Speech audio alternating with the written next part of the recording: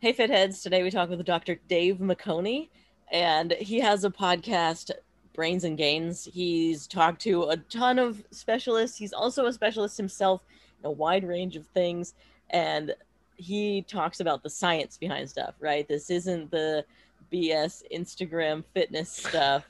It's been really cool we went way over time because he's just so knowledgeable. Yeah, it was really fun. Fun guy to talk to. He he kept referencing studies on stuff, which I'm always like, where's my pencil? I got to write that down. Yeah.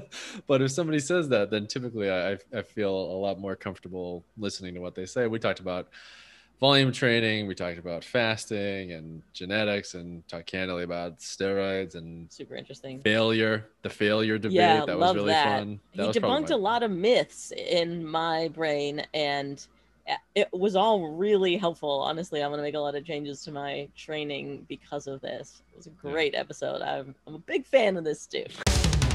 Welcome to Total Fitheads. Serious fitness for not so serious people. Welcome, Dr. Dave Maconi. How you doing? I'm good. Thanks, guys, for having me on. Yeah, thanks for joining us. So, actually, could you just give a background to the Fitheads about yourself and what you do now? Sure. So I've had my own fitness podcast for almost 3 years, which seems crazy to me because I very much remember the start and the idea and everything. So let's see, I finished my residency in 2018. And at that point I had some more time. I wasn't just constantly working. And I basically figured I've been into fitness since I was 12 years old. Actually, really 10 is when I first started dieting. I was an overweight kid, and I had a cruise coming up, and my dad was like, well, if you lose weight, you can eat more food. And I was like, all right. And then I started getting more in shape and started getting the compliments, and then, kind of got addicted to it from there. So it's been very much a lifelong journey and something I've been very passionate about. But at some point, unless you go the super enhanced route, you kind of stall, right? I mean, you can't just make infinite progress. And so I got I got it kind of invested in the intellectual side of it. I always learn about it. There's always more to learn. And so the podcast kind of allowed me to kind of branch out and talk to a lot of people. And so it's been going pretty well. Love it. Just blew my mind already because I was on the infinite progress train.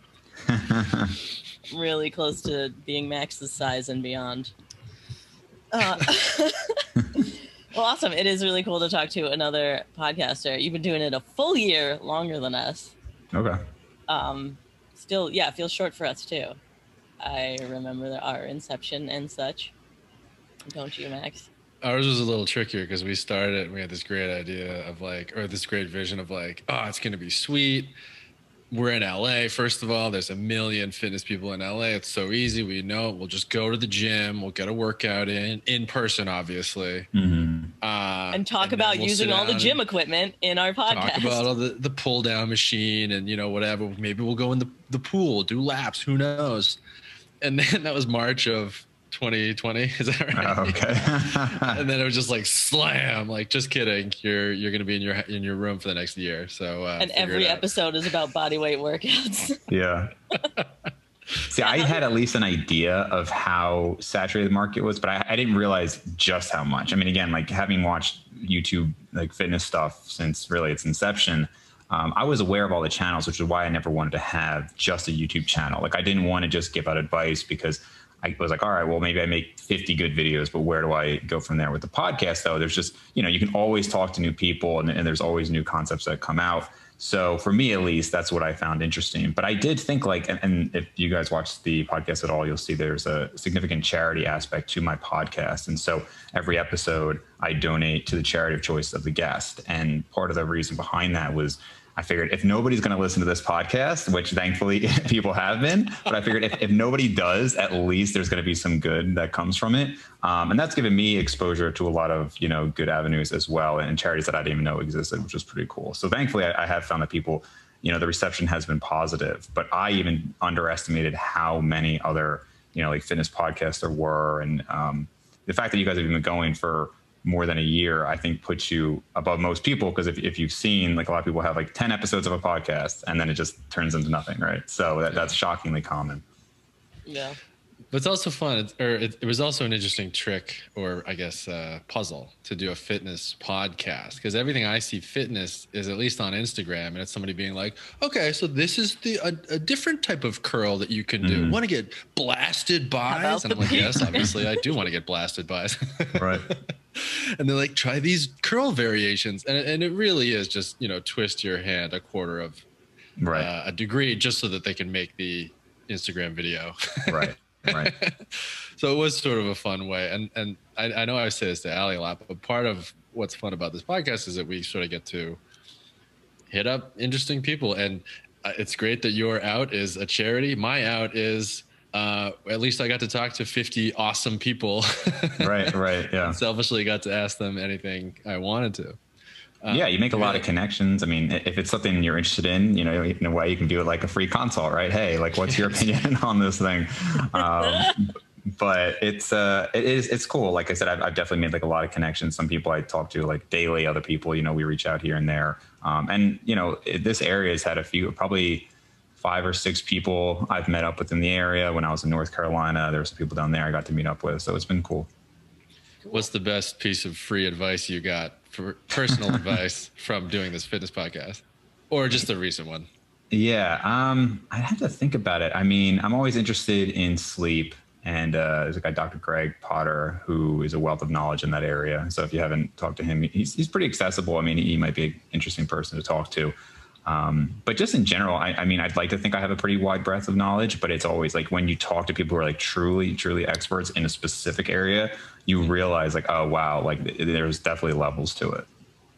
Yeah. When we had on Marco Altini, the HRV guy, that's exactly what I felt, where it was like, oh, everybody that has a Whoop thinks they know HRV, and this guy's life is HRV, and there was so much.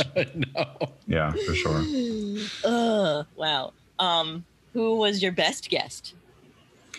Oh man, I just recorded episode 131, so it'd be hard for me to say specifically who's the best. I definitely have Rank them all in order. I can definitely think of a few who I won't name. Well, we'll get into probably one of them, but there's a few where it's just like, you know, you have the person on and they just don't have a lot to say, you know, where it's just kind of like, all right, you ask a question and then they have a short answer. You ask a question. There's just not a good flow to the conversation. But that thankfully has been pretty sparse. But you can go back through my podcast and see there's guests that have been on 3, 4, 5 times. So obviously that's an indication that I've enjoyed those conversations. Oh, interesting. We've only doubled up once, right, Max, with Kim. Yeah, that's our friend anyway.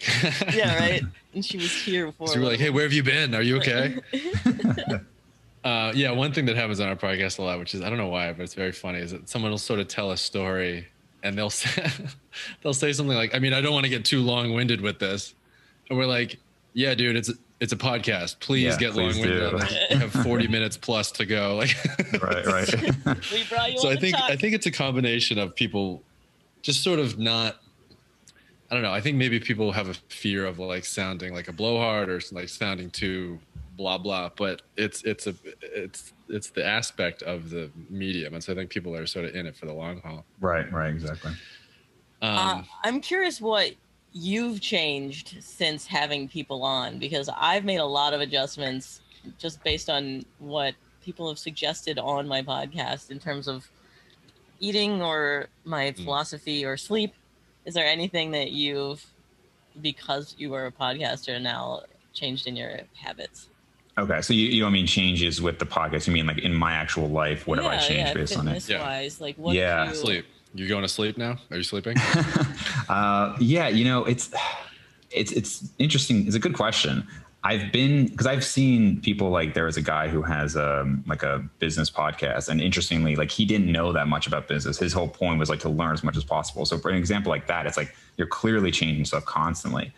This has actually been like a pretty big obsession of mine since I was 10 to 12 years old. So there's a lot that we discuss where it's like I kind of know the answer already, and we'll just kind of dive deeper into it for the audience. But that's not to say, obviously, that there's plenty I don't know. I would say in recent times, I've changed things regarding refeeds. Like if people are familiar with like cheat days and things like that.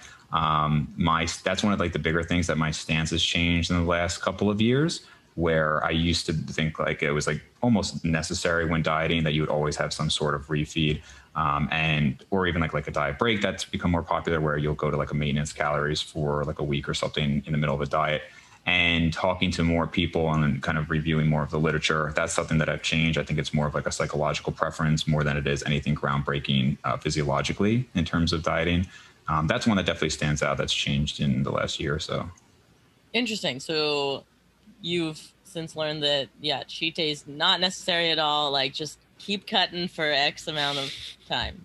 Yeah, I mean, not exactly, but when I was first getting into it, it seemed like this was like this revolutionary thing where, okay, the old school people, they would just diet hard, and that was flawed. And to really get lean, you need to have these refeeds. And, there were cheat meals and there were full cheat days. There was like periods where people would do maybe 3 days of higher carbs, like carb cycling. And it was kind of talked about like this was this crucial thing. You needed to do this to stoke your metabolism, to maintain muscle, all of that. And more, both anecdotal and like actual like research evidence shows that there might be benefits, and probably the leaner you get and the longer you've been dieting, the more there's potential benefits to it.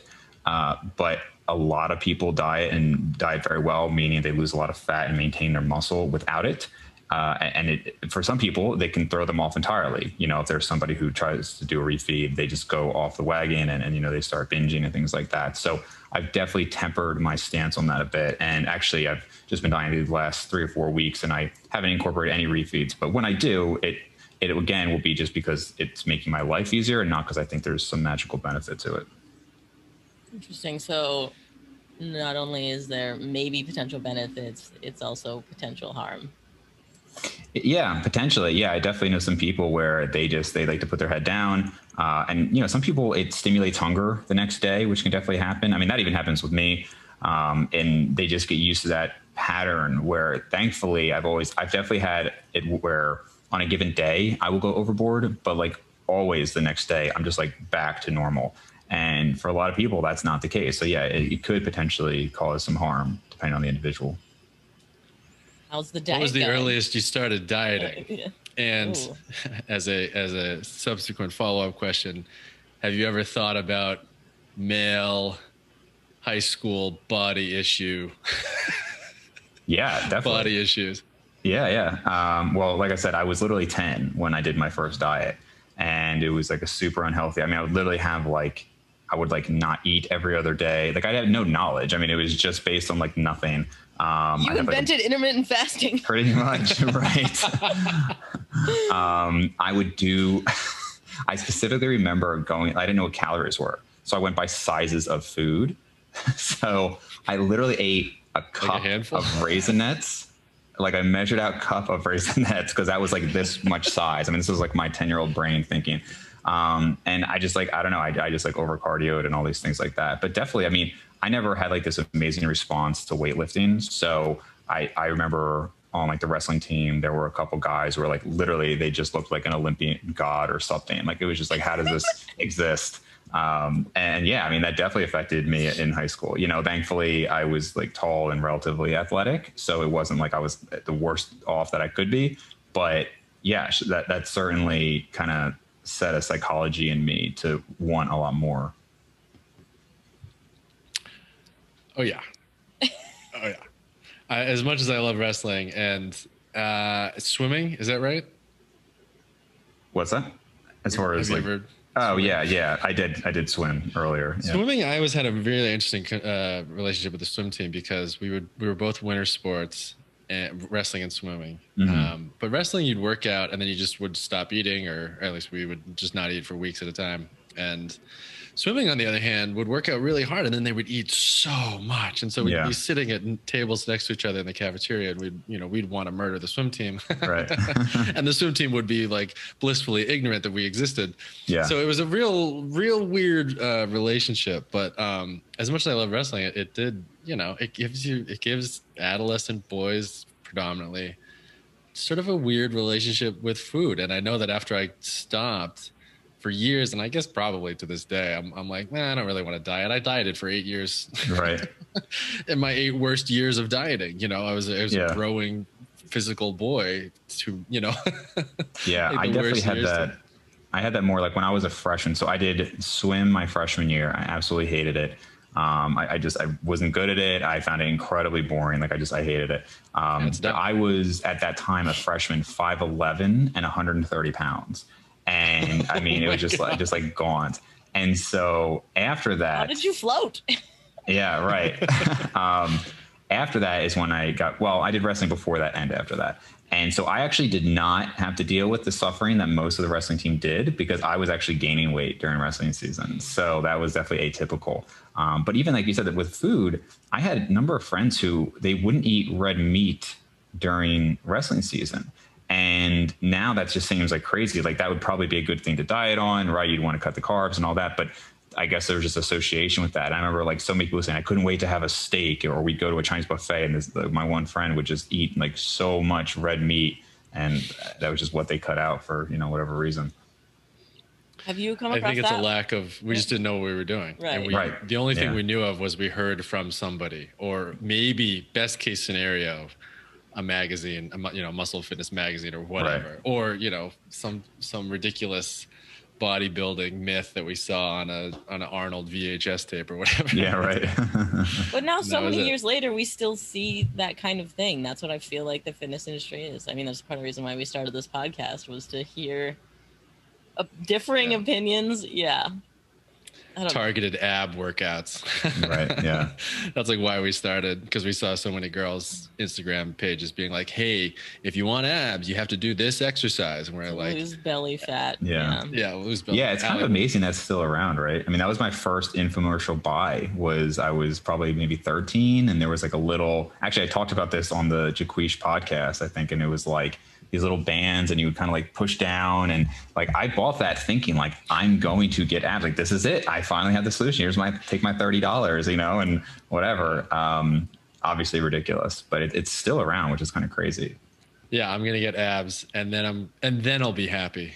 Right. Yeah. That too. Oh Lord. Oh man. What did I buy? I bought an ab roller. Yeah, I used to use but it was the one that looked like the that little robot from Star Wars. It wasn't just a wheel on a stick. It was the. Did it have a spring in it too? Oh, you're lazy. It definitely had a spring. I know. To help you come back. To be clear, I just did ab rollouts yesterday as a part of my training, but it's not. Yeah, whatever. You just brought up the Jquish podcast. We had him on too. Mm-hmm. What was your take on that? So yeah, I felt the need to make a follow-up video from that because I had him on. His team reached out to me, and it looked at it on Instagram. The dude had like 1 million followers, which like typically like his team. Actually, yeah, it was his team, and it's kind of like a generic like, hey, like you should have this guy on. And like usually when I get those emails from somebody, it's like just total quackery. And so I looked at it and I was like, we'll see. And so I had him on, and I already knew, like, I kind of disagreed with his premise, but I was like, sure, like, let's talk about it. And the reason I felt the need to make the follow-up video was because it wasn't like, hey, you have these ideas and I just disagree with them. It was like, oh, wow, like you're pretty blatantly deceiving people. Like, there's just no way you aren't aware of this. And again, that's my opinion, but I really do believe that. Like some of the things he was saying, I was like, I just can't imagine somebody who has the intelligence that you appear to have. And not that I think he's like a genius, but I think he's reasonably intelligent to not know that you're deceiving people. So, and again, just like the way he would come across, I mean, we can talk about the actual applicability of the bands and like the actual workouts, but that aside, like if he were to say, you know what, this isn't going to take a place of a gym, but it's a great thing while you're traveling, or if you just don't want it, like, sure. Yeah, of course. There's a lot of applications for bands. But just the way it came across. So I made a follow-up video, and it's kind of funny because it got like 1,000 or 2,000 views, and then somebody shared it, and it was like, like 100% likes. And then somebody shared it in his group, and I woke up to like 50 comments, like the view count doubled. It's now one of my most viewed videos. Interestingly, it has like the highest, like my channel is monetized, and the like pay per 1,000 views or whatever on that video is like so much higher than any other video I have for whatever reason. I don't know why, but Jquish is running ads on it. Could be. Yeah, I don't know. But yeah, so then it's like, now like 100 and some dislikes and 200 and some likes. And basically it's like the two camps. People either say, I feel like everybody's got their bias, but the people who are, I feel, more rational come in and they say, yeah, like this guy was like obviously kind of a con man. And then you have all the followers from his Facebook group saying all these other things. And so it was just very interesting. A couple of people were saying how, he's going to sue you and everything. I don't know. It was very, I thought, ridiculous. But it was funny. It was amusing. Well, he clearly has a legion of people that believe him. Okay, fine, say believe him. But I imagine if he's really shilling something that's completely awful, they would figure it out and not be fans. So something's working for them, right? Well, you'd think that, but then there are thousands of products out there that people believe work because, and again, it comes down to something that, I don't agree with 100% of what Lane Norton says, but something that he does say is that people will say like, oh, well, you're like bashing keto. And he will say, well, no, I'm not bashing keto. I just don't think it's the best thing. It will still work. And so the thing is, if you let's take a sedentary individual and you read the book, and the book has diet recommendations, which will work, and the band training. And you say, okay, I'm inspired, I'm motivated, let's do this. And now you do your 3 whatever workouts a week. You use the bands, you're now resistant training. You're incorporating progressive overload, and you're dieting, right? You're going to recomp. You're going to get awesome results for sure.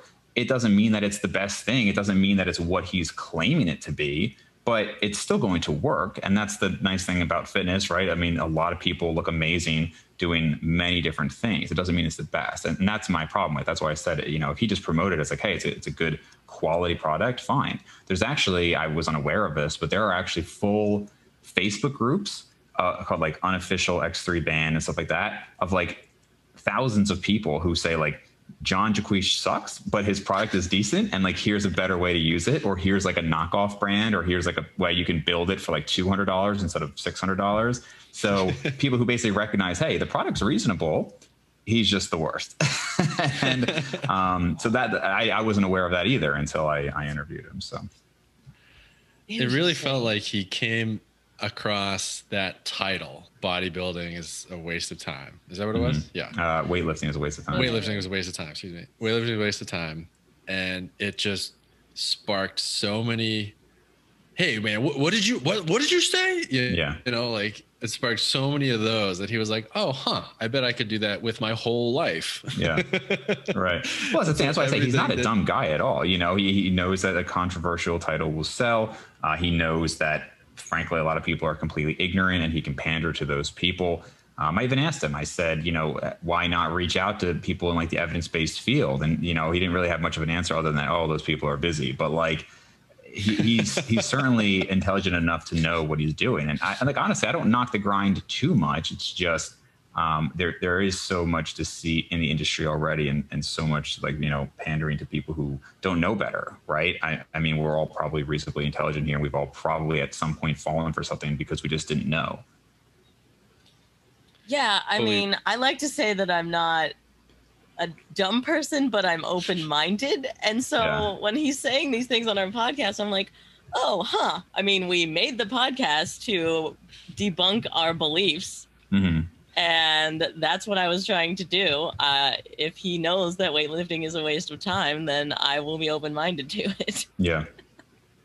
Well, actually, one thing specifically is that he talked about soreness versus fatigue as an indicator of success and muscle growth. Do you have any insights there? Because that surprised me. And if he's right, I've been going about leg day all wrong, because being so freaking sore for 3 days is not a good way of measuring that I'm doing a good job. Yeah, well, I would agree that going by soreness is not a good way to measure progress. So soreness is going to be very individual. It's related to how much damage is done to the muscle, but also just a varying stimulus will cause somebody to be sore, right? So like, I will always remember the first time I squatted with the football team, and I just did like partial reps, but I could not walk downstairs normally for 5 days. And then it was time to squat with the team again. And, eventually I was squatting, maybe 8 years ago now, a long time ago. I was squatting every day, but I was able to do that and not get sore because I had built up to it, right? If I were to change my workout tomorrow, I would be sore again because it's a new stimulus, but I might not grow at all from that. In fact, most of the research would say that when you do new exercises, there's an adaptation period, right? So it's a new stimulus. There's a neurological adaptation. So you're just getting used to the movement. Basically, you're improving your technique. Obviously, this is going to apply more for compound movements, and it's going to apply even more for free weight movements, right? So there's more of a technique aspect to it. So you might not actually have any muscular growth, right? Any hypertrophy there, because even though you're getting stronger. So I say, like, don't really focus on soreness. Now, if you're literally never sore, and that's probably an indication that maybe you're not targeting the muscle, right? If you're like just starting, like, you're probably going to be sore. So if you do a new workout and like you just don't feel it in a muscle, I'm not saying to ignore that. But generally speaking, you do want to focus on progression over time and not focus on soreness. So I don't know John's actual like stance on that, like officially like what he said. But if he is saying that you shouldn't go by soreness, I would agree with that. Interesting. Okay. Well, good. I learned something. Wait, does this mean that you're not a fan of muscle confusion? That's what I was going to say. Yeah. No, generally not a fan of muscle confusion. And we should squat every day. That's what I'm hearing. Say again? Squat every day. Yeah, I mean, what is the study I was thinking of? Because, I mean, basically it showed that people who had too much variability actually made less net progress over time. Again, it'll make you sore, but I think it's important to find exercises that, like, I'm not saying exercise variability doesn't matter, because it does matter. Having a variety of exercises for a given muscle group is generally going to be superior over one exercise. Now, if you're talking about a calf raise or a bicep curl, how much variation can you really have? Right. I mean, I guess you can clearly you don't have TikTok. Right. Yeah. Right. Put your feet out this way and then this way, but really, like, over time, Still eyes curls? closed. right? No, for the calf raises. I'm kidding. Curl with your feet out. But yeah, I mean, like, let's say you're training your back. I mean, a huge muscle group you're talking about, right? Well, several really muscles there. And so, you might want to have 4 or even 5 different exercises. But once you found those ones that you really feel in the given muscle groups, I would say stick with those for a long period of time and focus on progression. Yeah. Yeah, I think one thing that it's so funny that soreness, I think, to a lot of people means, oh, this is cool. I'm doing something new. I'm doing something I forgot about. I'm doing an ignored muscle or whatever. But that almost leads me back to the snake oil con man fitness guy being like, hey, you know what you probably haven't tried is this, and you'll feel it working. Now you feel it working because it's a different thing, and you're like, oh, I'm getting used to it, but it's not work. Do you know what I mean? It's not. Yeah. Well, that's one of my biggest issues with training people, because especially I find it more so with women, but guys too, that they think that okay, I got a really good workout today. It's like, well, what did you do? Well, I did this, and then I did this exercise where I did my legs like that, and then the trainer brought me through this thing, and I didn't know what it meant. It just felt so good. It's like, that doesn't mean anything. Like, you felt like you did something, but it doesn't, like, where are you going to be a year from now is what we should look at, right? And how do you get there? And like, doing this new exercise that looks cool or feels like it was really hard, but sometimes you just have to know people's psychology. And there are times where it's like, look, I want this person to get the best results. They're going to be more consistent if they feel like they're working harder. And so frankly, you kind of just give them like fluff to do because they feel like it's working better. It's like, all right, if that's going to help you psychologically, then fine. Interesting. Works for me. Yeah, like the placebo effect almost, or at least I guess a compliance.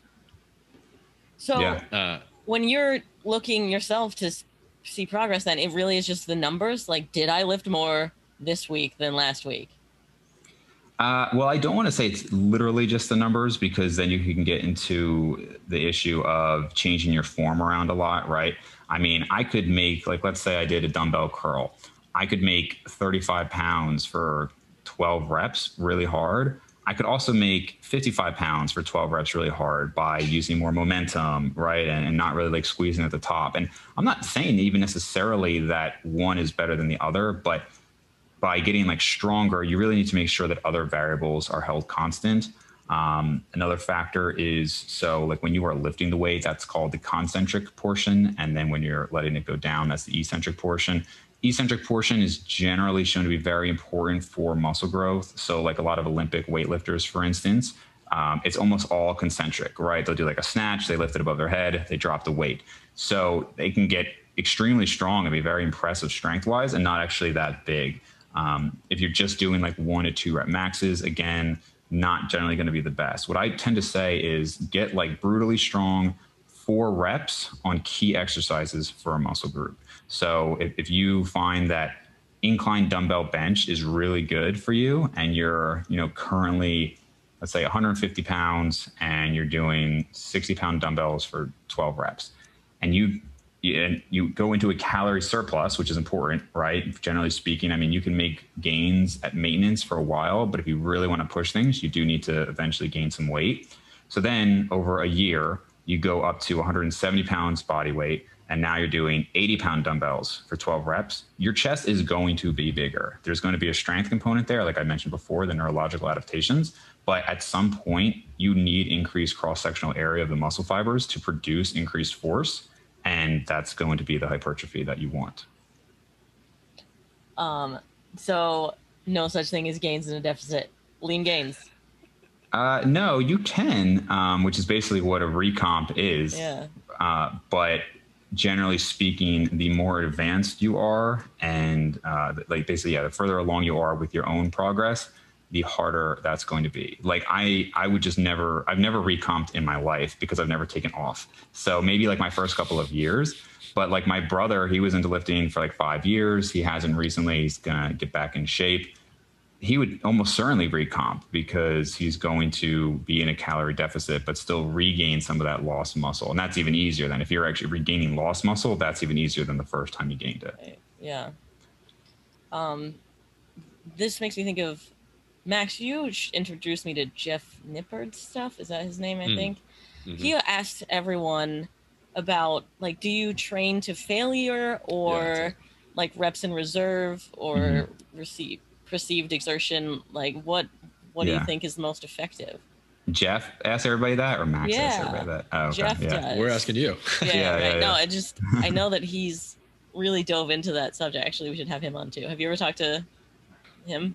Yeah, Jeff actually just reached out to me nice. 2 days ago and told me he likes my podcast. So that was pretty cool. I think it was actually the same day you did, Max. So that was a good positive reinforcement day for me right there. That's great. Rushing it. So yeah, I think so. The failure thing is actually, it's funny. It's been, I don't know if you guys, how intimately involved you guys see like the evidence-based fitness industry, but Mike Gisertel and Lyle McDonald, there's been this whole debate the last like couple of months. And basically the argument is like, okay, so first of all, what is true failure, right? Because there's a lot of these studies that show, well, they did this much volume and they went to failure. And there's a lot of debate, like, did they really go to failure? Like, did these untrained people in a college university setting, like I've helped with 2 studies now in university, and like I was teaching them how to lift, like, were they truly going to failure? Like a lot of questions to that. And so it's like, okay, what is failure? And if we assume that that is accurate, then even then, a lot of the studies show that it's not required for muscle growth. Now, you'll have some people argue it absolutely is. Certainly, I can think of more like the enhanced guys, like the pro bodybuilders, who will talk about it being like totally necessary. But there's a lot of guys who are very impressive, who very rarely train to failure. And the idea behind that, kind of what you alluded to before, so like the stimulus to fatigue ratio is that, well, if you leave 2 or 3 reps in the tank, right, what they call reps in reserve, then you can achieve more volume, right? I could do maybe 3 sets with that weight and do, 10, 10, 9 in terms of the reps, versus if I went to all out failure and I did 12, then if I do another set, it's going to be like 7 because I lost so much, I was so fatigued there. So the overall volume, which a lot of people will say is the primary driver of hypertrophy, which we can get into the whole thing if you want to, but yes. I think that statement, I think is, there's controversy over that statement as well. But really, essentially, I've heard that a lot, and I've never heard a counter to it. Okay, so sure, I'll dive into that next. But essentially, the idea is, well, if you don't go to failure, you can achieve more volume, and that will then allow you more growth. But there's truly massive individuals in both camps. And so if you look at just the studies, I would say most of those comport with the idea that you don't need to go to failure all the time. But again, plenty of anecdotal evidence against that. Need to, but like, is it more about like it's going to get you the extra 2%? And you actually, if you're just wanting to be the best as possible, then you should. Well, not necessarily, because, and again, my answer is, well, my answer, and then people are, depending on who you talk to, they're going to give you different answers, right? I mean, I can think of at least 3 or 4 people offhand who I've interviewed who would tell you, no, like once you're at that advanced level, you need to give it everything, and even like force reps and things like that. Other people would say, no, that's a foolish idea, and you need to improve or increase volume. And by doing so, you can't have increased volume if you keep pushing to failure constantly. So I would not say that it's necessarily the case that just because you push to failure, you're going to get more growth. There's not sufficient evidence to say that. Oops, sorry, something's falling over there. So yeah, so in terms of the volume that we were talking about, do you want me to dive into that now? Or? Yes, please. Yeah. Okay. So generally speaking, people will say that volume is the primary driver of hypertrophy, because when you look at the studies, they'll show, okay, so they had a given intensity or a given frequency, and when they increased volume, that caused more growth. There was a controversial study by Brad Schoenfeld that showed that up to 45 sets per week was actually showing, like they basically didn't show a cap for growth, right? The more volume they had, the more growth. And the reason I say controversial, because a lot of people are saying like, there's just no way. Like they were talking about like 15 sets to failure on compound exercises for legs 3 times a week. So like, if you can imagine like 5 sets of squats all out to failure, like gut wrenching failure, and then leg press 5 sets. And then I forget what the other exercise was, but it's like people question. Then do that 2 days later, one day. Yeah. And then again, yeah. So that's the thing. People question like, how could they have possibly truly been going to failure? And even the people who have tried to like replicate that, not like in studies, but people who have tried to actually use that in their workouts, find that they have to cut back elsewhere. And even with that study, most people tend to agree. They have to get a divorce or stop with their job. Yeah. So I don't know anybody who even after that study would recommend that much volume. Most people seem to say, okay, you know what, somewhere between 8 to like 20 at the most, like really hard sets per week. One of the benefits of increased frequency is that you can divvy that up, right? So if you're going to do 18 sets for your back, for instance, you're probably not going to do that in one workout. It's probably better to maybe do like 6, 6, 6 throughout the week, something like that. And so that's again, like evidence-based advice. The reason I say it's kind of controversial as volume is the primary driver is because, first of all, it assumes sufficient intensity. So if I can bench press 225 for 15 reps, I can put 135 on there and like, you know, I could probably do, I don't know, 40 reps or whatever I could get.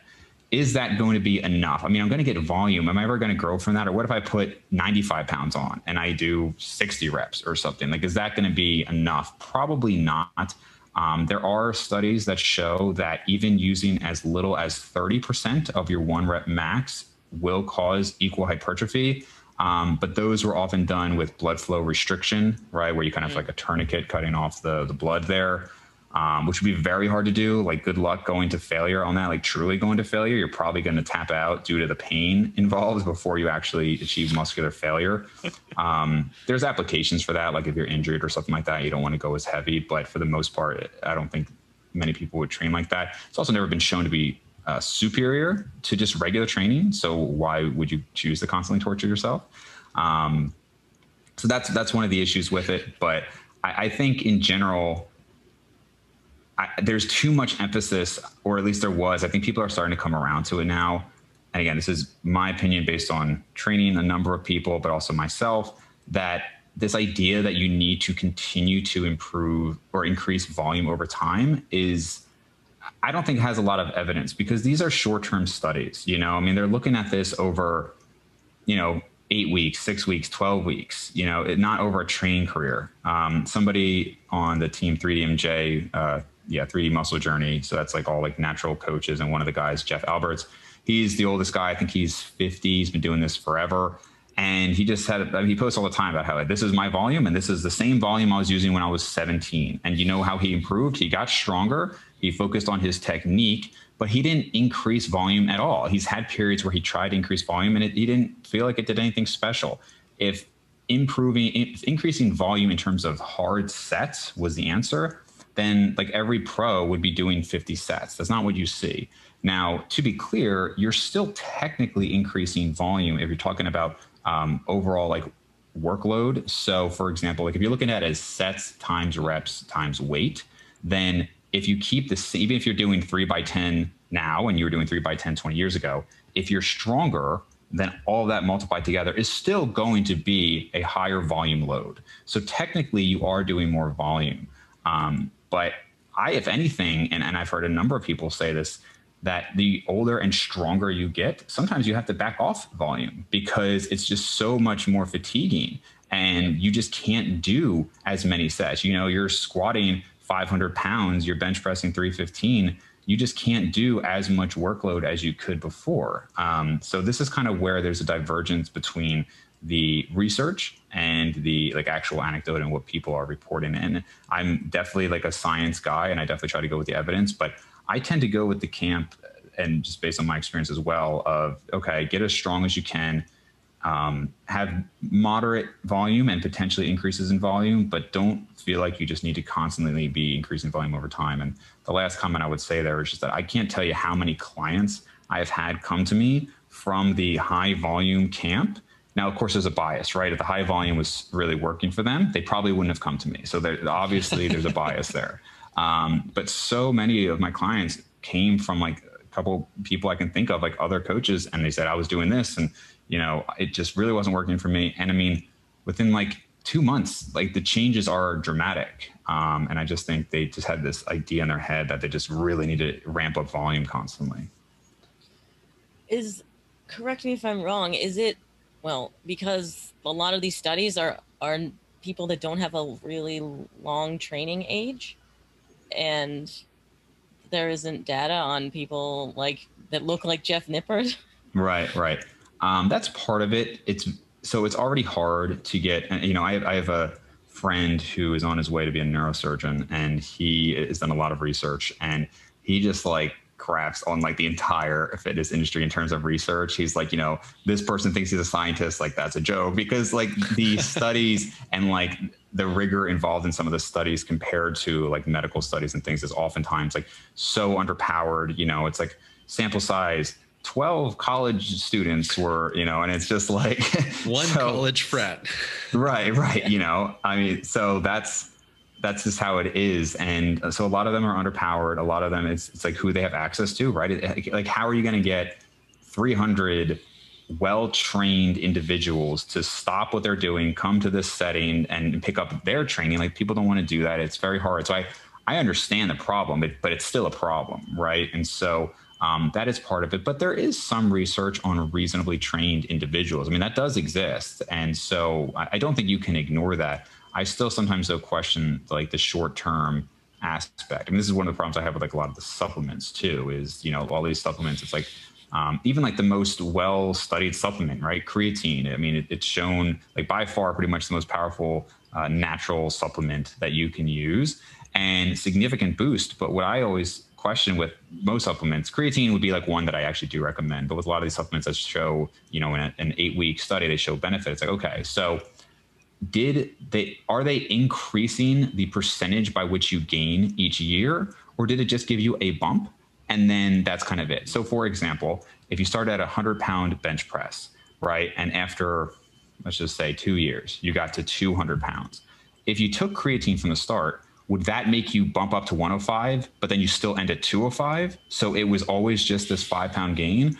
Or did it actually increase the rate of gain? So instead of you'd go 105 to like 225. Because if it's the latter, that's huge. That's a big deal, right? If you were to take anabolic steroids, for instance, that would happen to a far greater degree. But if it's just a bump because, hey, you know, your creatine stores are higher or something like that, or caffeine, right? Hey, you got psyched up for caffeine.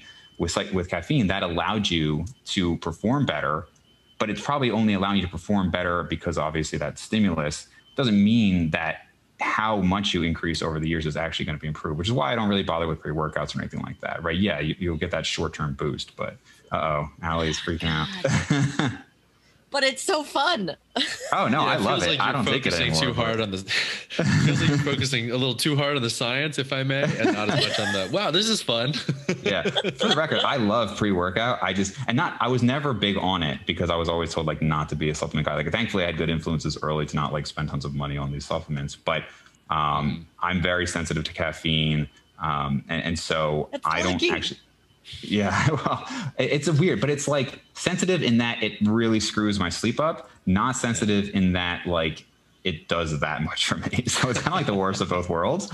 I remember taking a pre-workout in college at 11 a.m.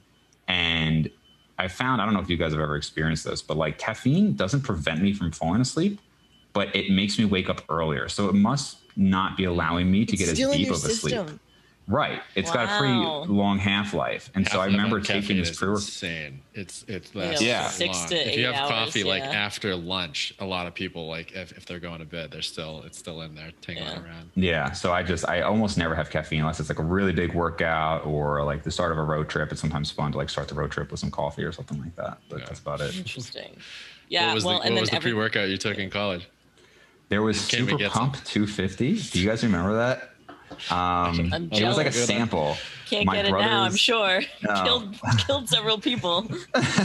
Yeah, my brother's ex worked at a vitamin shop. So I'd get like random pre-workouts that I was like, all right, let's try this one. And I mean, never any like disastrous effects, but absolutely screwed my sleep up. Yeah. And everything else that comes along with it, right? It's not just black coffee. It's yellow 5. I mean, a lot of them have some other stuff in there for sure. Yeah. Okay. So then you're not pro any sort of supplements. Is that what you say? Well, I think generally, I mean, there's some good research on like health supplements as far as like for working out. I think so. Definitely creatine is like probably number one. Caffeine has been shown, but again, I've never seen a study showing that long term. Again, it's getting you further than you would have gone. But acutely, absolutely caffeine. Then like next tier would be like L-citrulline, which most people take as citrulline malate. Beta alanine, maybe if you're doing like a lot of endurance activity. But there's not a lot really from like a bodybuilding standpoint. I like from a health standpoint, fish oil. It's got decent evidence behind it. Some controversy in more recent years if it's really that helpful for like cardiovascular health. But I still generally recommend it. Superhuman's another one for anti-inflammatory benefits. But on the whole, not like huge supplement guy. Oh, and vitamin D. Like most people are deficient in vitamin D. So funny story. That was me. Literally, I just went to the doctor's and he was like, wow, this is bizarre. You live in Southern California and you're outside all the time. But guess what? Your blood is... What were your levels? Do you remember? 15. Okay. And mine were 17. So... What's normal? It's supposed to be like 25, I think. Oh, well. Yeah, like 30 to like 50. I mean, the reference range is 30 to 100. But I think 40 to 50 is probably pretty good. I take 5,000 I use a day, and it gets me at like 45, so it's right where I want it. Have you felt the difference? It was not what I expected at all. What's not? Like the results were not what you expected, or? I go outside every day. I live in sunny California. It was just bonkers. And he was like, yeah, just sort of is what it is. Do you feel any difference with your subs? I don't feel any difference, actually. There was a guy, one of my favorite guests, Scott Stevenson, super smart guy. And he said like right away he felt it. Now he is older and he lives in Florida. And it's interesting. So that his levels were also, I think, 17. And he said like right away he felt a difference. I don't seem to be prone to like mood issues or anything like that, thankfully. So I can't say I felt much of a difference, but there's quite a lot of evidence that low levels of vitamin D are harmful. So it's definitely one I recommend if you're deficient. And like I said, most people are. Same thing with magnesium. A lot of people are deficient in magnesium. So that's another one to potentially take. Yeah, mine was 15. Standard range is 30 to 100. Yeah. Yeah. Bonkers. You quickly went over something that I'd like to jump back to. Some people said you were bashing keto. Would you like to bash keto? Well, so actually I was referencing Lane Norton bashing keto, but basically because he's not a big keto fan, but he's done it. And basically what he says is like, and I agree with him, people will praise keto and then they'll say to him like, oh, you don't think keto works? Like, I've lost 30 pounds on keto. And he reasonably states, no, I'm not saying it doesn't work. I'm just saying it's not the only thing that works, and it might not be ideal, all other things considered. So for me, actually my first time even hearing about keto was back when, again, I was like 10, 11, 12 years old, and I just saw in a magazine, and I just said, did you invent keto too? Well, I remember asking my dad, because it said like there's no carbs. And I remember asking my dad, like, does steak have carbs? Like, he was like, you're not doing this diet. And which, good thing he didn't allow me to do it. But I actually wrote a paper on a ketogenic diet in my like AP bio class in high school. And that was like my first introduction to reading Lyle McDonald's work. So I read his whole book and I basically kind of like summarized that. And then I did keto in high school, did it again in college. And I've done it a number of times, and I've done a ton of blood work on it. And I could get into blood work if you want, but basically it was always portrayed as like, there was a diet called the anabolic diet. And it was like, oh, this is great for like, because you think of, oh, lower carbs are going to help me stay leaner. But something that I wish I could like, I've made a video on it before, but I wish I could like get this out to more people, is lower carbs are great for people who maybe don't tolerate carbs, and you'd think that those are generally more overweight and fatter individuals. But one, that's not necessarily always the case. But two, I was trying to bulk leaner with a low carb diet, thinking, and again, hearing all these anecdotes about the anabolic diet. I mean, I wanted to bulk up, but I thought like, well, I'm gaining too much fat. It must be the higher carbs. What I found consistently was, and now I think more and more of the evidence, again, comports with this, is that by having a higher fat diet, it's easier to convert it to body fat, right? There's not like a whole process to go through. There's less thermic effect of feeding and digesting the food. So I found that the proportion of fat gained to muscle gained was worse on a ketogenic diet. And like, based on everything I was hearing, I was like, this doesn't make any sense. Like, I thought this was supposed to be better for my body type and everything, but like, absolutely not. Like, and I've found that consistently, and other people have found it consistently. I mean, and generally a keto bulk isn't that recommended for most people because it can be hard to eat, 4,000 calories. I mean, I would literally drink olive oil. Oh, I knew it. Yeah. My mom was so disgusted. I would take peanut butter. I'd take natural peanut butter, and then I'd take olive oil, and I'd just like swallow it in like a big gulp. Like egg yolk omelets, and just so much olive oil, like, 300-400 grams of fat. And it was like disgusting, which is funny because like I love peanut butter, but like, I don't care how much you like peanut butter. If you've had 300 grams of fat that day and you've been bulking, you don't like it anymore. I know. Well, so you're talking about P ratio, right? Like how much? Yeah. Mm-hmm. What is ideal? Is there a normal or something you should aim for, or is it in terms of like macronutrients, or in terms of a P ratio? Like if you put on half fat, half muscle, should you feel good about that, or should you really aim for lean gains, or are you going to gain a lot of fat actually to get a pound of muscle that's just normal? Yeah. So that question would almost be like saying like, well, how much strength to gain is good? It's like, well, how advanced are you? Because the more advanced you become, the more fat to muscle you're going to gain. So sometimes, and a lot of times we'll advise that earlier in your training career, you can be more aggressive with your surplus, because if you are gaining a ton of muscle, I mean, just as a funny example, we were at the beach and my friend's like 1.5-year-old baby is like a tank, like 90-something percentile in like size. And literally this kid was eating the entire time, just constantly eating, but he's going to double his body weight in the next year, right? So crazy lean gains. His P ratio is off the charts.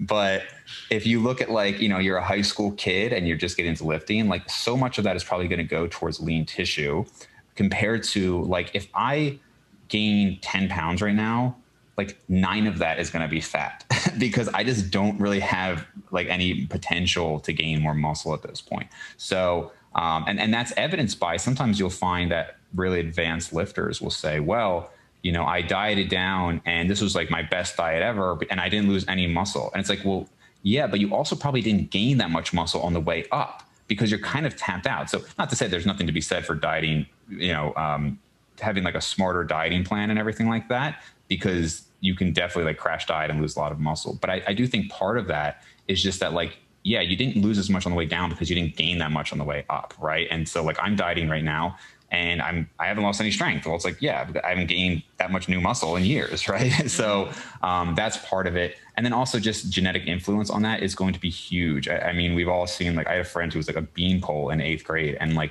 it's just like just straight German like genetics, just like his, I remember it literally, he like had his forearm next to my calf and it was like bigger than that. And he was just like, look how, like, I think when you're that age and like, you know, a 14, 15-year-old male going through that, like the ego that comes on, and he was just like looking at his muscles all the time, but it was crazy. The kid didn't, like, he worked out a little bit, but like he was just developing so fast. And so again, his P ratio would be ridiculous because, you know, his genetics were so primed for that, even without lifting. And then once he got started into lifting, I mean, he just became ridiculous. Some people are going to gain mostly fat. And so both time training, how well you're training, how well you're dieting, and genetics are all going to play into that. So that's the reason I haven't heard like vitamin D, you want to get this range. Yeah, like a specific answer to it. Yeah. Okay. So basically, we should start a baby bodybuilding competition. Is that the idea? Right. 2 and under. If you were going to rank, if you were going to build your perfect growing person, and you could pick one of these, what would you pick? Genetics, steroids, training, nutrition. So no, I don't know if you've heard me talk about this. Oh God, dedication. Dedication. Yeah. Focus. Yeah. Oh man. And intent of your workout. God. I'm sorry. I forgot one. Sacrificing friends and family and relationships. Let me pull up a quote for you. The ability to be alone in a basement. I want to see if it's not too far back. There's like a bodybuilder friend of mine I talked to quite a bit, and we were talking about this like literally just the other day. You know, those people like you talk to so much and you're trying to find something, you're like, how am I scrolling through this much in a day? So I'll have to maybe find like a specific quote, but it was basically like, okay, genetics greater than steroids, greater than training and nutrition, greater than the alignment of the sun and moon, greater than your freaking intent on your set. And it was just this guy talking about how, like, you know, most of you don't have the intent you need on this set and you don't feel the muscle. And it's like, dude, shut up. Like, I've seen pictures of you within a year and you look better than most people look in 10 years. Like, and people, I actually, thankfully, I don't hear about it too much because I think, again, the bias of my audience is people who like to listen to me. So they probably agree with me. But a lot of people, it's like on Instagram, they'd be like, well, why are you complaining about genetics? You can't do anything about it. And it's like, I'm not complaining about it, but you should know the importance of it. And like, you know, I probably have average genetics, I would say, you know, as far as I can tell. It's obviously hard to rank that. There's obviously a selection bias as well, just because people who are bad at something drop out, right? If you do tennis for a year and you're horrible, you're not going to continue, right? If you're a phenom at it, you take it further. So just by being in the gym, you're going to see people who are probably above average. But when you talk about the genetic influence on everything, on muscle size, on leanness, on response to steroids, all of that is huge. And so people will see, well, steroids help tremendously, and they do, but they do dependent on your genetics. I know people who have gone on replacement doses, so like 100 to 200 milligrams of testosterone, and gained 20 pounds of muscle. And I know people who have blasted steroids. I mean, like, a gram, like 1,000 milligrams of oral steroids, like very potent, and they looked better, but they don't hold a candle to some of my natural friends. So steroids are, I mean, if you look at the top pro in the world, right, like take like Ronnie Coleman, 300 pounds lean. You take like the top pros at the same height, maybe 200 pounds, right? 205, you know? So, okay, literally almost a 100-pound difference. Obviously, that's tremendous, but that is, again, dependent on their genetics. So I say genetics reign supreme by a long shot. If you told me you could change your genetics or you could take all the steroids you want with no health side effects, by far, I'd go with being a genetic elite, because I've seen natural people who I truly believe are natural, who were just phenoms, and I've seen people who have blasted steroids to the moon who look like crap. So if that answers it for you. Yeah. Dang. Well, next lifetime I'll have bigger delts. Can't wait. Yeah. if I could actually just like add one quick thing on that, Yes, I would just say though that like one thing is people, when we're talking about like genetics, like obviously the context here is like physique genetics, right? How do you look? But that's not to say, like, I have a friend who constantly talks about his bad genetics, but the guy is like a 6'3", like Swedish model dude, right? Like, no, you have fantastic genetics, okay? And you're like born in America, like you have a great family, like you have a top 1% situation here, okay? You just don't have the thickest back, right? Or like the biggest legs. So like, I don't have remotely bad genetics, other than I'm just saying I have bad physique genetics. I don't want people to get like so focused on this one thing. And it's like, oh my God, this sucks. It's like, look, you probably have a lot of great things in your life. Don't get overly obsessed with that one thing. Yeah. Yeah. And you probably look pretty good. You're just not, we're talking about the top 2% of people with great genetics.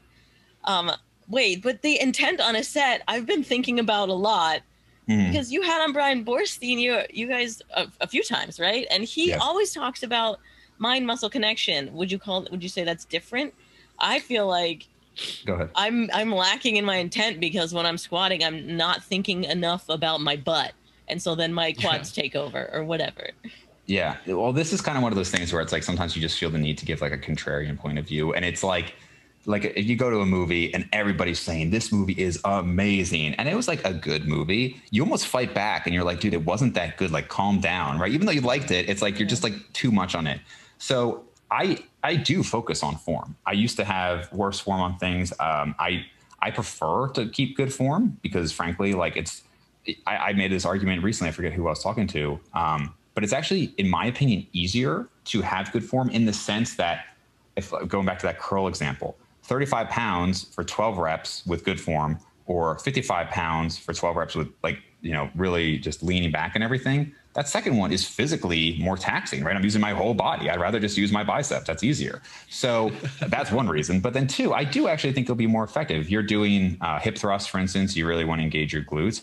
I don't think it's good to just try to bounce the weight up and get it go as heavy as possible. I absolutely do think that focusing on target muscle is important. So when I that whole thing I was telling about, that post to my friend, like I said that in jest, right? I do think it's important. I just think when people will emphasize it, like that's the reason, the person I'm thinking who said that, it was like truly amazing genetics, like admittedly on gear, lifting for 12 years.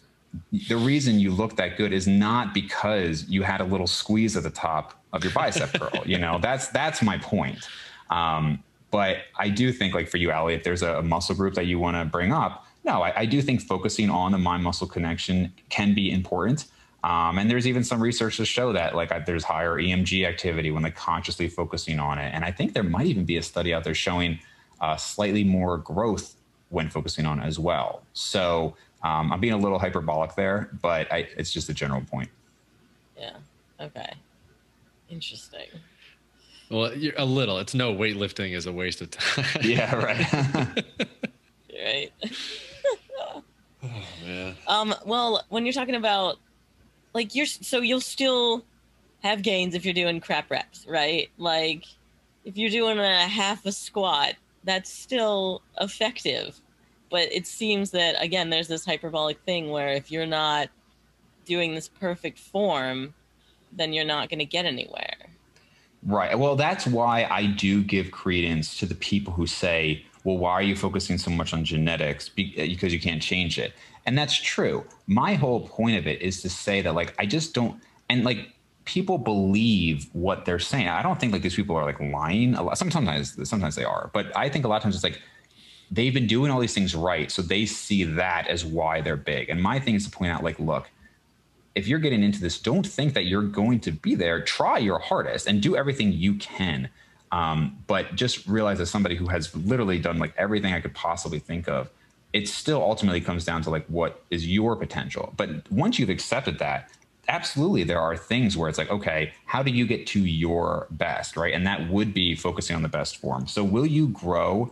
So basically I would say this, let's say you took 2 twins and then somebody with elite genetics, 2 twins have average genetics. So the one twin, full range of motion and on squats, let's say. The second twin, partial range of motion. And then the genetic elite, also partial range of motion, right? So the average twin with the partial range of motion would be worse, right? The twin with full range of motion absolutely would be better. And so I would tell that person, use full range of motion, focus on the mind muscle connection, all that. But the genetic elite with the partials will still smoke them, because that's, again, like you take a Ronnie Coleman, he could do workouts in the park. He's going to be a total freak, right? Pulling trees out of the ground. I mean, literally, you know. So that's my point with it. But no, I do think your form matters. So, but there was a recent study that just came out on partials, and it was showing that as long as you have the stretched portion of the muscle, so basically, like if you could imagine like a bench press, right? So the thing is, most people do ego lifting, so they'll do like a half rep right at the top, versus at the bottom, like a lot of bodybuilders. And actually, Mass Research Review is a great resource, and they just discuss this. But you'll see a lot of bodybuilders where they do partials. People have mentioned like, oh, I don't seem to lock out my bench press. But it's like, yeah, I'm trying to like just keep the reps going, and maybe I do more than half. But let's just say you just did the bottom half. That's actually somewhat common, and you're still in the fully stretched position of the muscle. So that, I think, is a fine way to actually do partials. But if you're just like loading up way more than you can handle, and, you know, a spotter comes and gets you, and you're just basically doing the lockout, or, you know, I constantly see people at this gym, it's not a college gym, but there are a lot of college students there, and they'll do like 225 on squat, and they do like halfway down. And then I'll see them just keep loading the weight up and just do more and more of a partial. And it's some stimulus, but it's really not ideal at all. You're not getting the stress position. You're putting more strain on like the tendons and ligaments, you know, and less on the actual muscle. So it's not something I advise, other than like certain circumstances. The bands, he was all about partial. You go to fatigue, and then you do a little, and then a little, and all the way to you're dead. Yeah, the bands, and it depends. And something I talked to him about is like, because the band's force curve, it can actually be good for something like, again, a pressing exercise. So like a bench press, a shoulder press, but not pulling at all. No, I mean, it's the exact opposite, backwards on that. It's one of the reasons I don't like his routine. I mean, it was very clear that when he did that, it's like, okay, this is clearly worse for back, right? For pulling. Yeah.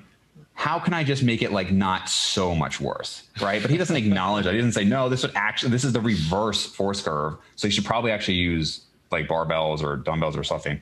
It's just like, he just won't acknowledge that, right? But no, it's clearly worse. I mean, if anybody's done like a pull-up, that last few inches is significantly harder, right? The row, the last few inches is harder. So now you have a band that's making it even harder. It just doesn't make sense. Same thing even with curls to an extent. I mean, actually the strongest portion of a curl is when you're about like halfway through, but still the force curve does not follow. Yeah. Okay, I really need to get your input on dry fasts. We've had a couple people on dry fasts. We had a couple people on that are all about it, and I find it horrifying. Max did it all through high school. I hate it. For wrestling? For wrestling, yeah. I mean, they didn't call it a dry fast, but I found I lost everything. Strength, energy, the will to live. You know, it wasn't. But is that a good thing? It's a eustress. Arguably, I was hot, so who knows if that's. So I've not looked into any literature on dry fasting. So I think it's one of those things where I was just thinking about another topic like this, where it's like on the surface, it just seems so absurd to me. I just don't even have a desire to. Now, if somebody reputable said, no, actually, like here, that you should check it out. Carnivore diet almost fell into that. I actually did carnivore diet for a month just to see how I felt. Did blood work on it. I felt great. Really? And yeah, well, so I have like some GI issues, and so I felt wonderful on it. But I also don't tend to have like people who like they'll do keto and they're like, oh, I have this keto flu for 2 weeks. Like I've never been like that. Like I always feel good on that. So GI wise, I felt like literally perfect. My cholesterol was horrible, like 400 and some. My LDL was like 330, and this was within a month of doing it. 330 was my LDL. Yeah, what is that? Lean mass hyperresponders. Have you heard of that? Where it's just a genetic thing where if you go, specifically keto, you just get a lot of LDL, but it's not necessarily bad. Yeah. So there are people who argue that high LDL is not problematic. in the context of high HDL and low triglycerides. Now, I will say every time I've done a ketogenic diet, my HDL is almost always very good. Like I've had HDL is like 90, which as a man is like really high. My normal HDL is like 70 to 80. My triglycerides are always low. And that's pretty consistent with what you see on a ketogenic diet, you lower triglycerides. Yeah. So it makes me less concerned than if I had, like if you have like high LDL, low HDL and high triglycerides, like that's really bad. But still, most of the evidence does show that LDL is an independent risk factor, even if you have good HDL. And there's even some question as to maybe high HDL has only been shown to be beneficial because it often correlates with a lower LDL. There are supplements and medications that have been shown to increase HDL, and they're not on the market because they've never shown to actually have a mortality benefit. So like statins, which bring down your LDL, have shown a mortality benefit. PCSK9 inhibitors have shown a mortality benefit, but things that increase your HDL have not shown a mortality benefit there. So I'm not confident saying that just because you have high HDL and low triglycerides that your LDL is fine. But anyway, the carnivore diet is also just not something I would recommend. If you're using it as a start of an elimination diet, fine. So elimination diet, okay, you're having problems. You basically take out everything. You start from scratch. You add back in one at a time. Fine, brief period of time. But I mean, we have no long-term evidence at all. I think we have enough evidence on a ketogenic diet to say it's probably okay long-term. I don't really think there's much benefit to it. Certain circumstances, there could be some research by Dom D'Agostino, or I don't know if he did the research. He's a reporter on the research, but he's a big keto guy. And he's shown that, there's anti-inflammatory pathways that are activated, things like that. But I'm not comfortable saying you should do it, but I'm also okay if somebody says, I just want to stick to keto long-term. Carnivore, definitely not. I mean, there's so much benefits, both in actual like studies that are like cross-sectional studies, but even longitudinal studies that have shown benefits to fruits and vegetable intake and fiber intake, that I would just never recommend it. But I did it just, because I was curious. The dry fasting thing, I literally have zero interest in ever doing that. So, if somebody wants to send me something, I'll plead ignorance right now. I don't know. I can't think of why that would be beneficial to you, but maybe they're arguing like a hormetic response or something like that. Is that what they were saying? They said that it's 2 or 3x times a traditional fast because of metabolic water gets pulled out of your fat cells and destroys the fat faster because your body. 3 times what? The effectiveness, the autophagy that happens in a fast or whatever. Okay. Oh, and weight loss. Well, I'm sure you'd lose more weight. Well, yeah, okay, fine. Yes, water weight. I don't know.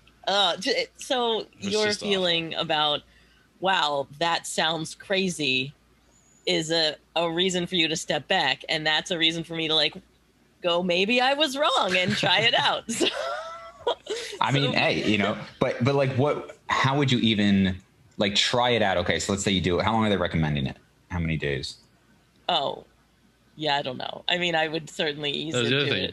Don't you die eventually? Yeah, right. Certainly eventually. But let's say they said, do like a 3-day dry fast.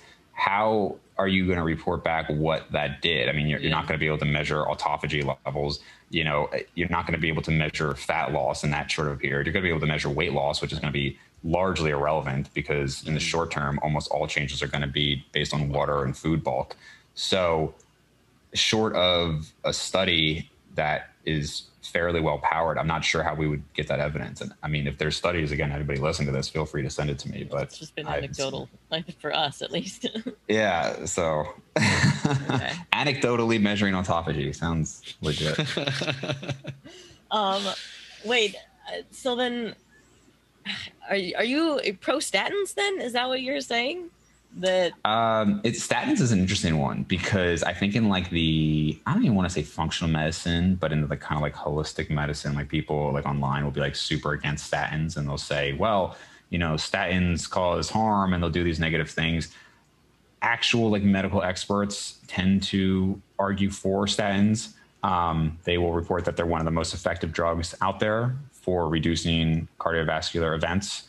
there's quite a lot of research on statins. One thing I will add about statins, though, is when you actually look at like total effect size. So, for instance, they could say, well, there was a reduction, like a 40% reduction in cardiovascular events, but then you actually look at like number of people needed to treat or number of like human years to see an effect. And it's like, okay, so 100 people or 150 people had to be treated for there to be one less heart attack. And it's like, okay, so 40% sounds like a huge deal, but when you actually look at like the number needed to treat, it's not such a big deal. It's an area where I would probably fall back on like the legitimate medical experts on it. And not to say that they're always right, but when a large body of evidence supports that, if you have a high LDL consistently, I would consider it, especially if you have a family history of cardiovascular disease. Okay, interesting. And do you, it's probably another too scientific thing, but the particle size for LDL, have you looked into that at all versus just an LDL number? Yeah, so there's like the like fluffy particles we will talk about. Right. There's large versus small. That, and again, I'm not constantly looking at this research, but I heard more people talk about that a few years ago. So they'll look at like, again, particle size, particle number, and I haven't seen like a ton of research on that. The idea was that depending on the particle size, there's more or less risk. I've seen people kind of get a little bit away from that. They will look at like ApoB. They'll measure ApoB levels. They'll measure Lp(a), and those, especially the Lp(a), really correlates. And again, I could probably find the studies for you guys, but I've seen more focus on those than just particle size. I'm not saying it's irrelevant. I just don't know if we have enough information of like what do you do with that data? So like when I did a ketogenic diet, I measured all of those. So I had like a baseline, and then I measured it like 8 weeks, and then I measured it like 12 weeks. And they kind of stayed relatively constant in terms of proportions to each other. But like I said, they all went up when I went on a ketogenic diet. I'm just not totally sure what you do with that, with those values at this point. You know, I think we have enough evidence to say, okay, if you get like a basic lipid panel, you can kind of get some good information from that. Just not super sure on like the particle size. Right. Okay. Interesting. Have you done any other tests? It sounds like you just try stuff out because you're interested. Yeah, I mean, I don't know of other than dry fasts. I don't know how much I've not done over, what is it now, 18 years. I have probably 80 pages of blood work and like a Word document of just like dozens and dozens and dozens of tests. And so just tracking things over time. And it's not, sometimes it's just like I'm just interested. Sometimes it's like I, for one reason or another, needed to try something different.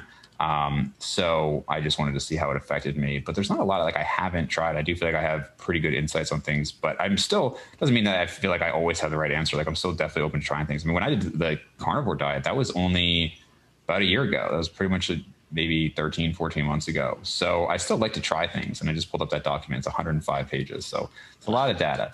But yeah, I still like to try new things. I'm well past the point where I think like, oh, like this diet or this training thing is going to be like revolutionary. But I still think that it's worth experimenting, especially if you're not happy with the current results. Yeah. Have you done just traditional fasting or with water?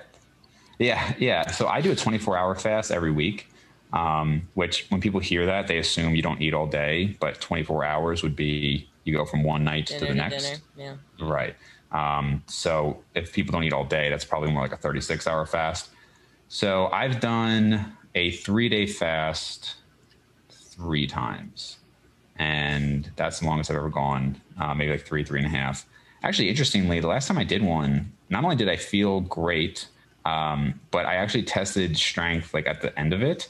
And I've seen Dom D'Agostino do that as well. And it's interesting. Like you would think that you're way weaker. Now, this wasn't like a full workout, but I did a set of pull-ups and I did 25, and my best ever is 30. But that's like when I was like training them. So like to just like randomly go and do 25, like I was pretty happy with that. I did push-ups at the time. I don't remember the exact number, but again, it was literally just like, where am I at after 3 days of fasting? But it didn't seem to like affect anything negatively. The question is like, if you're going to do that, if you're going to suffer through 3 days of not eating, is it beneficial?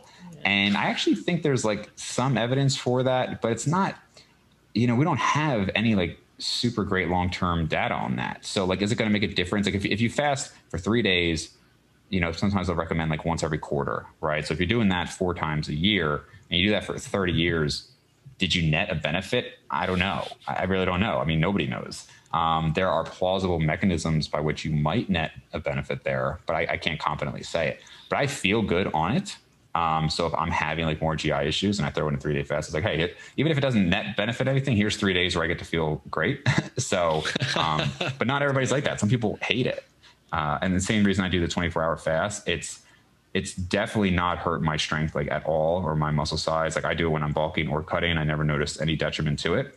Mm-hmm. Easy way to create a deficit. So I don't really think about it. I do it on Mondays. So I'm pretty busy on Mondays. It's literally, you just skip breakfast and lunch. So like I go to work and then I don't eat my lunch and then I get home. Let's say I eat 1,200 calories. Okay. I just created like an 1,800 calorie deficit, which makes me be able to eat more the rest of the week if I'm maintaining, or if basically you eat more, obviously, regardless of what you're doing.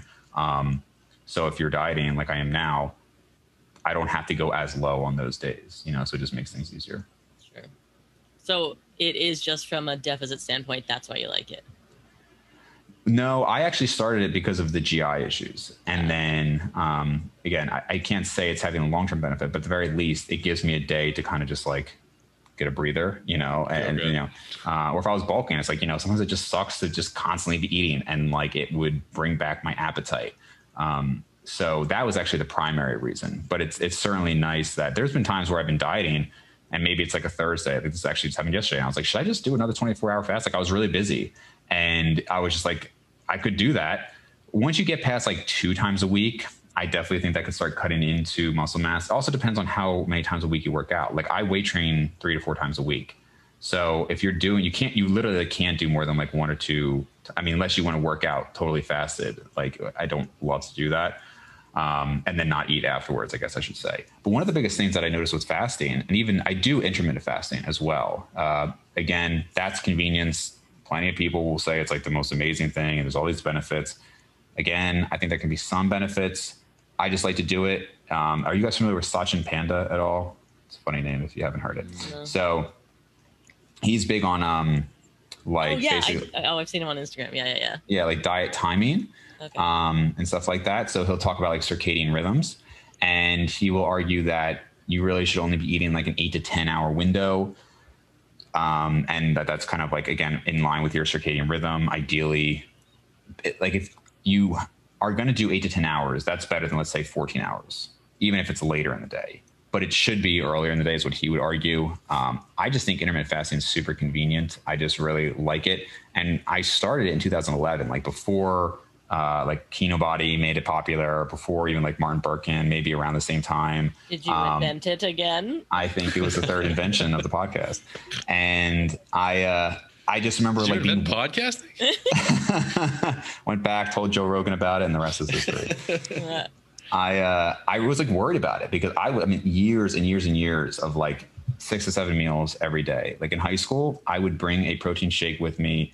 And in like the 5 minutes you had between classes, I'd run to the bathroom. I would chug a 32-ounce shake and then I'd go to class. Like that's just like what I was doing. I'd get up in the middle of the night and have protein shakes. So to think that I'm going to go this long without eating was like crazy. Mm-hmm. And lo and behold, I gained more muscle that year than the prior year. Now, I'm not saying I gained more muscle because of intermittent fasting, but it certainly didn't seem to hurt, right? Obviously, it's not a controlled experiment. Maybe I would have gained even more if I wasn't, but it really hasn't seemed to hurt at all. And I've, over the years, gone back and forth between it. I literally noticed no difference. And now we do have more research showing that as long as you're getting like 3 significant protein feedings per day and your total protein for the day is sufficient, you're probably going to be fine in terms of muscle growth, right? Maybe a 4th meal could be argued to be optimal, but for the most part, 3 is probably fine for most people. And it was just so convenient to just realize, like, I remember like flipping out, like we were in the car for like more than like 2.5 hours. I was like, I need to get protein, like, and like to have that kind of freedom of like, it's just not a big deal. Like, or like I said, it's like, oh, this meeting's going late. I'll just not have that meal today. It's just very relieving, Yeah, we talk about that a lot in terms of freedom and just not being a slave to breakfast or whatever. Yeah. I was grazing for a long time because that's what they tell women. You need to keep your just eat very little and keep your metabolism going throughout the day, which just means I'm hungry and mean. Constantly, yeah. Right. And I'd always had a big appetite. So I was having I'm dieting, I'm having 6 300 calorie meals. And I was like, this sucks. And now I'm dieting right now I'm eating about 2,000 calories. And I can have 500, and then I can have 1,000 calorie meal. And that, you can make a lot of food with 1,000 calories if you have fibrous vegetables and things like that. Sure. Yeah. Well, the spread out through three protein feedings is messing with me. I definitely need to make some adjustments. Yeah. Are you not putting the protein in all 3 meals, you're saying? No, well, I do OMAD, so whatever you do on Monday, I do that every day of the week. Oh, okay. So it's all of my protein in one feeding, and that's probably holding me back, I think. I would say that, yeah, I mean, I've become way more lenient on things over the last 5-10 years, but I would say that you're probably not getting optimal results. Now, that one meal, how much of the possible results are you getting from that? It could be 70 to 80%, right? That first meal is going to be like not literally the first in the day, but having one meal is going to be the most important. Having that second meal is going to add something. Having that third meal, probably a little bit more. And then after that, maybe almost nothing. So at least you're not just constantly fasting, but one meal a day is probably not ideal. Yeah. Okay. Interesting. Sleep. We didn't touch on that. What is your schedule? Because you said you're super into it. I think I've slept. Yeah, I've probably slept through the night once since I was in high school. I just do not sleep through the night. I'm an old man already. Do you get up or do you what happens? Well, I used to think it's because I had to pee. And now I think I get up and then I realize, oh, I might as well pee. And it's probably a combination, but I'm a super light sleeper. So I will just wake up at anything. I have to have all the blinds shut. I'll cover my eyes from the light. I just anything wakes me up. And I probably, if anything, it's a problem. I probably conditioned myself to now need all these things, white noise and all that. So I used to think, well, man, imagine if I could sleep better, how much, improve my results would be. But I don't know, for the most part, your body is going to sleep if it needs it. Now, that's not to say that you can't have bad sleep. I mean, you can absolutely have consistently bad sleep. Obviously, insomnia is a real thing. Shift workers have serious issues a lot of the time. But ideally, 7 to 8 hours a night. There's a lot to be said if you've heard of CBT, cognitive behavioral therapy. So there's something called CBT sleep, basically. And it's a lot of the stuff that people know, right? So don't be on your phone or have anything stimulating a couple hours beforehand. You try not to eat a big meal more than maybe 3 hours before bed. So Allie, hide and bind there. Things like that. But two of the things, if people are interested, what makes it really hard. And I tried it for a while and eventually I was like, it's really not that worth it. Because my sleep, it's not that bad. It's just interrupted, but I feel fine most of the time. But they say that what you're supposed to do, let's say you just constantly have bad sleep. You are supposed to, if you stay in bed, well, two aspects that make it really hard. So let's say you're finding that you're in bed for 8 hours, but you're only asleep for 6.5. So point number one is you limit it to only 6.5, because the idea is you're trying to make sure that you're not just in bed while awake and associating your bed with restless sleep and things like that. So let's just use for easy times, 10 to 6, you're in bed, but you're only sleeping 6.5. Well, now you have to go 10 to 4:30. So every day you just do 10 to 4:30. And you can change the nighttime a little bit, but you're supposed to wake up the same time every day. If you are awake more than 15 minutes, you need to get out of bed and do something until you're ready to go back to sleep. So it's very common when people do this that they will be more tired the first couple of weeks, because the idea is basically you are making yourself more tired so that when you actually do sleep, you're sleeping the whole time.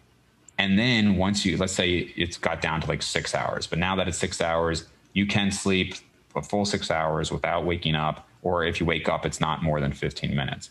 Then you can add 15 minutes. If you're successful with 6 hours and 15 minutes, you can add another 15 to 6.5. And then you kind of go from there. Problem is a lot of, first of all, it does work and there's research on it, but sometimes like life gets in the way. You can go through all this process of like a month of trying to, prevent your sleep. But like if you have a baby or like a stressful job or like a lot of other things that could get in the way, like that can get derailed pretty quickly. So I think sleep is super important, but I can definitely sympathize with people who can't get consistent sleep all the time. Or even people go on vacation. Like I feel like I'm great, and then I go on vacation and everything is just zonked out. Yeah, and Rise tells me that's true too. My apps are like, go home, get back in your freaking 8 sleep pod.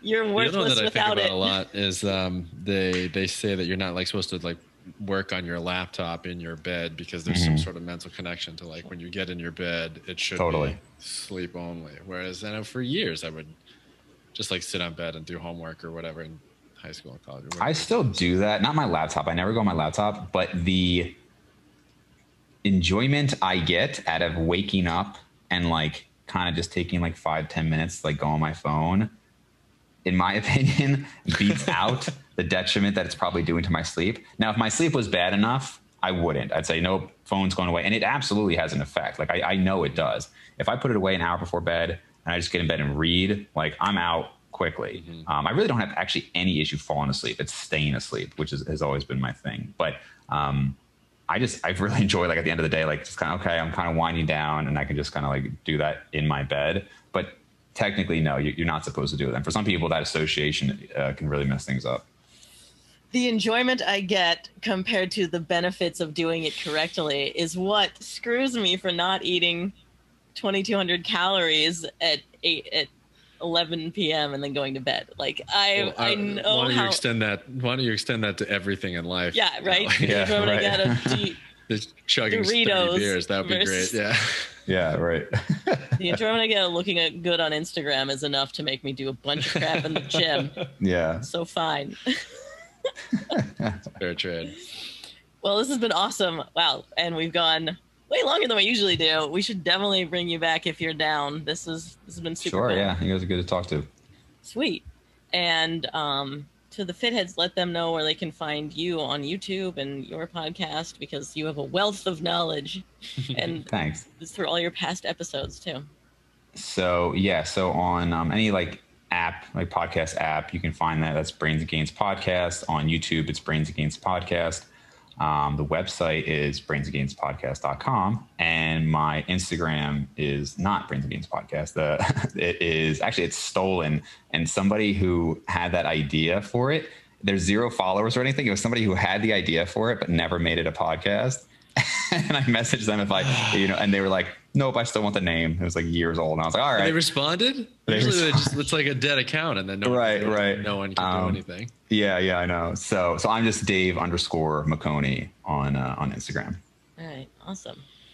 And thank you to the Fitheads. We would appreciate a rate and review on Apple Podcasts. That helps us out a whole lot. And subscribe, because we'll probably chat with the Dr. Dave again. We'll see you next week.